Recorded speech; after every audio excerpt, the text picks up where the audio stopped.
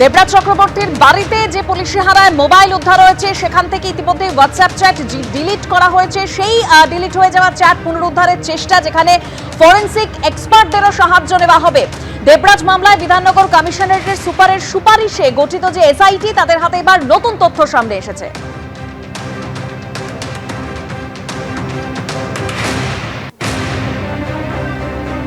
আতশ কাছের তলায় এই মুহূর্তে ডিসি গ্লোবাল নামে এই সংস্থা।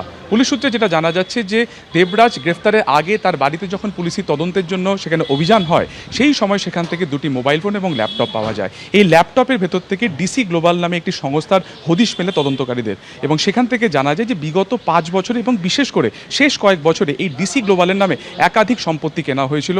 শুধুমাত্র সম্পত্তি কেনা নয়, সম্পত্তি হস্তান্তর, এই ডিসি গ্লোবালের অ্যাকাউন্ট থেকে অন্যান্য বেশ কিছু ব্যবসায়ীর কাছে কিন্তু টাকা গিয়েছিল, বিশেষ করে ট্যুর অ্যান্ড ট্রাভেলস, এবং শেষ 1 মাসের মধ্যে কিন্তু ঝাড়খণ্ডের এক ব্যবসায়ীর কাছেও কোটি কোটি টাকা গিয়েছিল।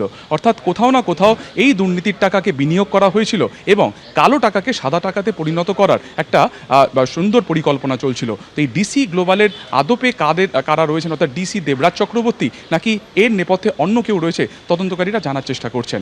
এছাড়া তার মোবাইল ফোনে বেশ কিছু হোয়াটসঅ্যাপ চ্যাট ডিলিট করা হয়েছে, সেই সমস্ত চ্যাটে কী ছিল সেটাকে রিট্রিভ করার ট্রাই করছেন বা চেষ্টা করছেন তদন্তকারীরা।